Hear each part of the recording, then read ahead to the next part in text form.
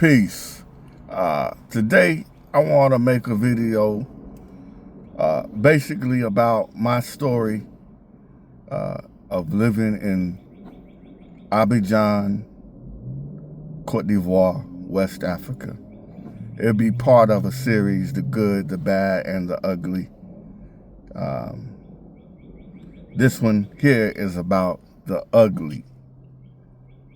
No disrespect intended to the people and the country of Cote d'Ivoire, Ivory Coast, but this is a true story.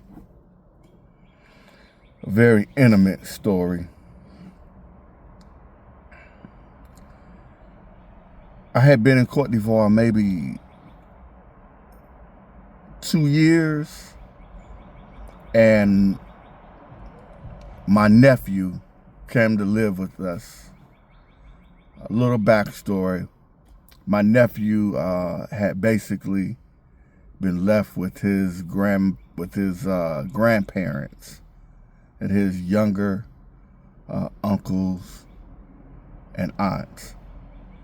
My wife was the only mother figure that he had in his life because his mother had moved to a foreign country with her husband, and I think another one of her children. But let me introduce you to my little homie, my son. I see him as my son because he sees my wife as his mother. His name is Lassina. We call him Lasso. When Lasso came to live with us, it was after Tabaski. It wasn't a formal him coming to live with us. He would come, he would visit, and he came to visit one time. I don't remember whether it's a Muslim feast day. I don't remember whether it was the Eid or was it Tabaski. But that's not the important thing. But he came, and I remember so vividly, it was a Sunday afternoon. And on Sundays, Sunday is really the family day in Cote d'Ivoire. So you spend time with your family. People the Christians go to church. Muslim people carry on with their regular activities. You go around, see your friends and your neighbors. So Lasso had arrived earlier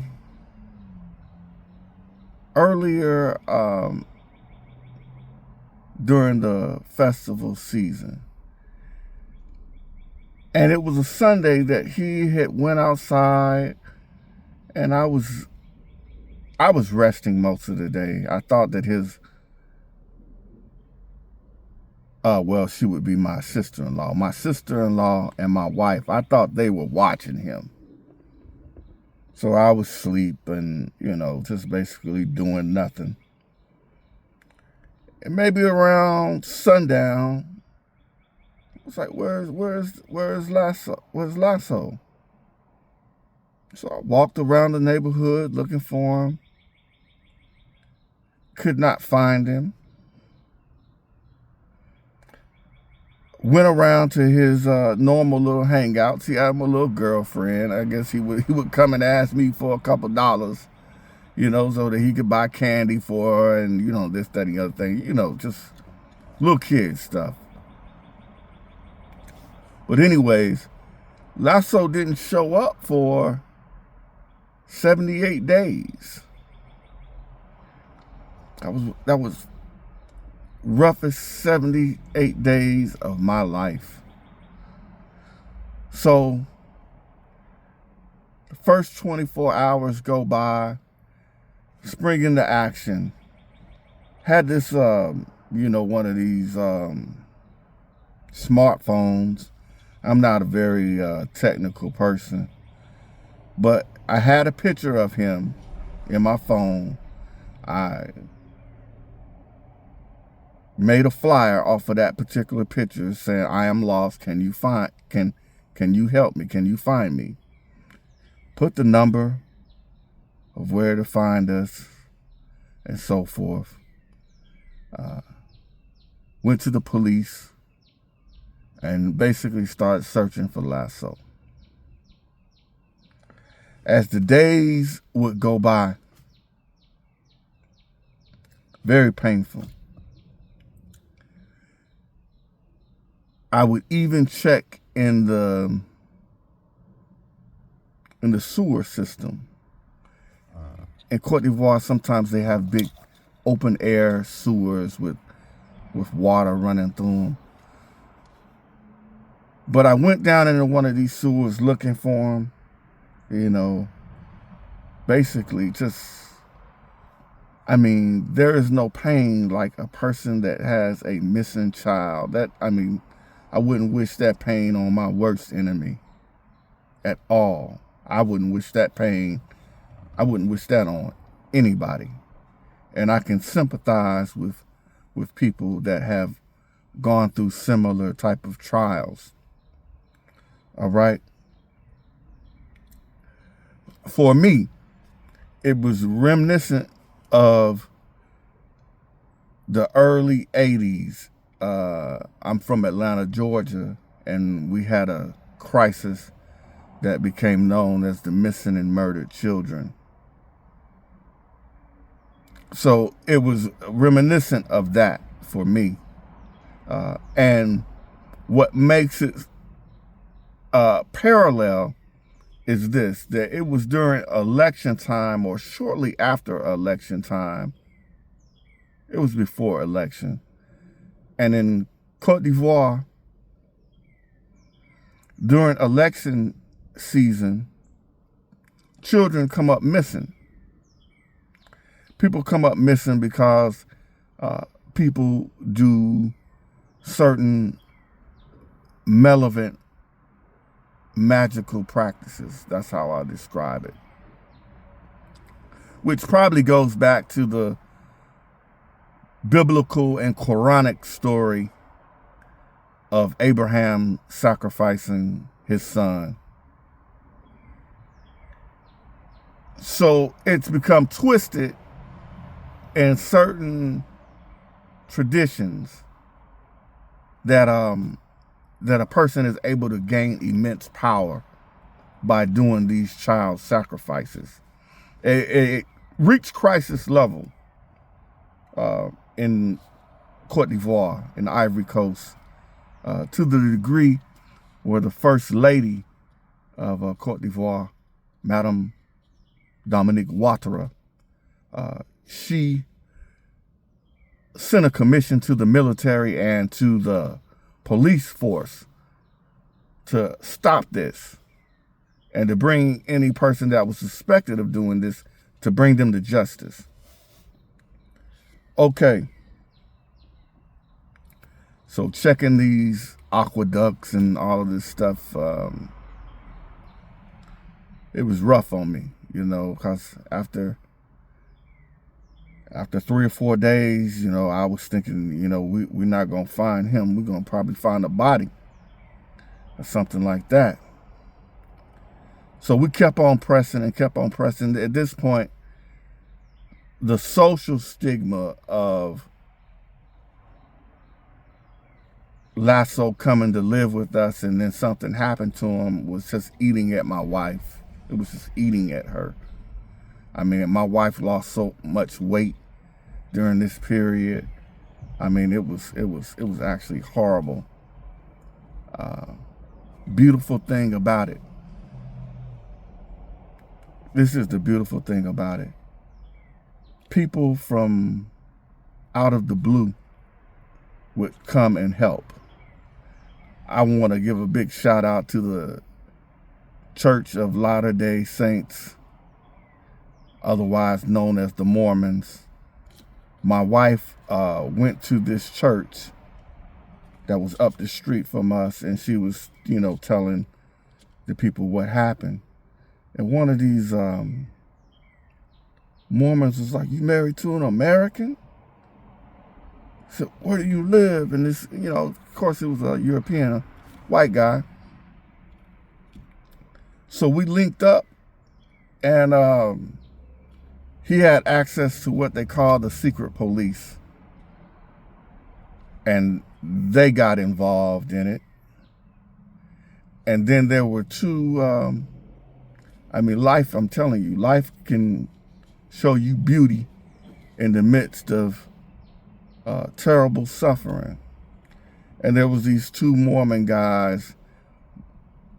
Again, I'm from Atlanta, and these guys were from Snellville. So as they were doing their evangelism in Cote d'Ivoire, they would make sure to pass out flyers and to be looking for the young boy too.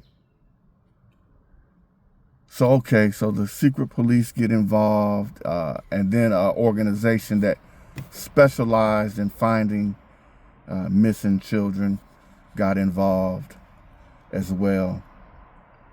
I was friends with the police, so, I don't know. I had to go to at least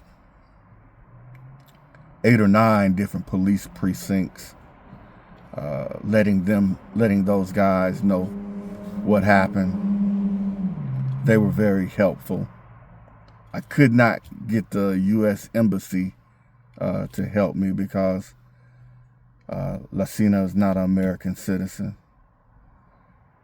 So I also went to the École de Gendarmerie, which was the police academy. Went and got the brothers and sisters at the police academy involved in it. Toured the police academy. Met a lot of the cadets. A lot of police officials. So the word was out. The people were aware. In several of the different quartiers or neighborhoods,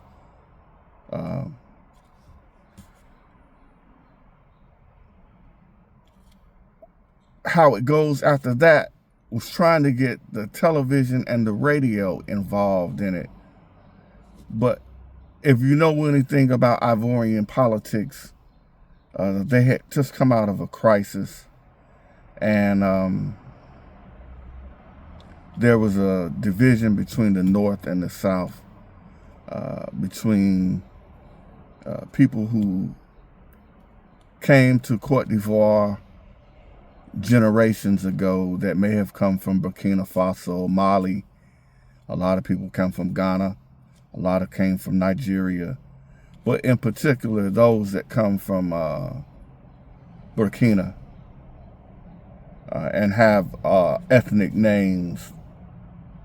So they seem not to be interested because of Abidjan located in the south, and these people coming from the north. They seem not to be interested in helping that much, which is a sad story in itself. A child is a child. But anyhow, I met some soldiers. This is the regular Force Nouvelle, regular army soldiers. So they took flyers and went back to the barracks. And they had a barrack, and I think these guys were stationed out of Bangerville, which is a new suburb of Abidjan. And these guys, they were on the hunt as well, trying to keep their eyes open for them. But to speed up the story, it was a total of about 78 days.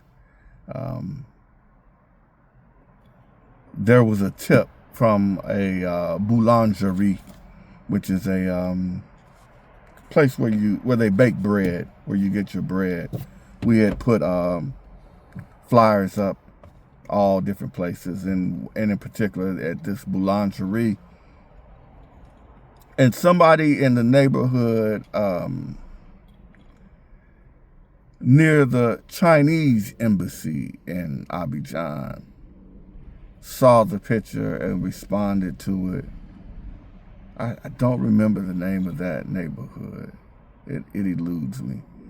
But anyways, that was the tip that we needed. Went to the police department, the commissariat. I don't remember the zone. It's been a while, so my memory, has eluded me. But we found him. He was with the chef of the village, a local little city village or whatever. And he had been there for that whole time.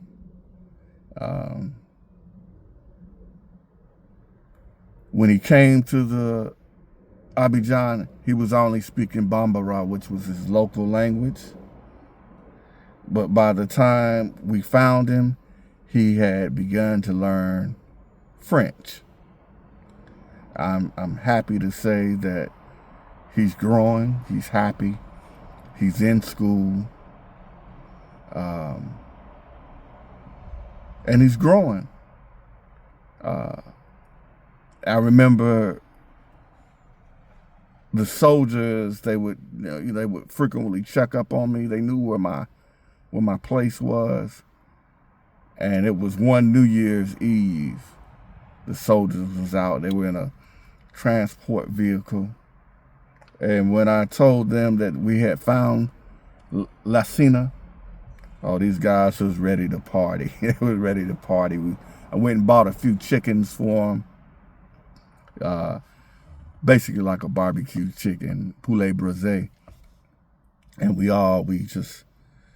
had a wonderful evening bringing in the new year. And we were very prayerful and very thankful that that Lasso was safe. And this is my story about the ugly, about things happening that are beyond your control, and you being able to withstand that type of pressure living in a foreign country. So there are other things that I left out about it that I'll never know the true origin of how he wandered off or how he was taken. I'll never know. But I will add this. The religious community. I found solace in the religious community of Cote d'Ivoire, of Abidjan, during this particular time. I remember going to a Mosi, which is a Burkinabe healer. And he gave me a ritual of things to do. I performed those rituals. We took some of his garments to a Muslim holy man. They're not marabouts in Cote d'Ivoire. They're not malams either, but they're just holy men. And by his clothes, they were like, he's still alive. I guess they did some duas, did some prayers over his clothes, and it was like, he's alive, and you will find him. And ultimately, in the end, we did. I remember going to the Catholic Church with its images of the Virgin Mary lit up in candles, and I would just go and I would pray, make meditation that he would be safe. And that's a beautiful thing about Cote d'Ivoire. I will touch on that in a later subject. Is that how the religious communities, they come together. They don't really fight based on religion. It's a beautiful thing to see Christians and Muslims together. It's beautiful. And I'm thankful for the religious community stepping in and helping to find Lassina. So with that, I'm going to say peace and blessings. And if you're ever in a situation like this, to keep the faith, be faithful, be diligent, and know that miracles do happen.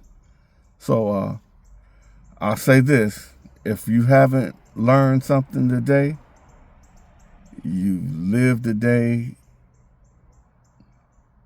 and wasted a day. Peace and blessings.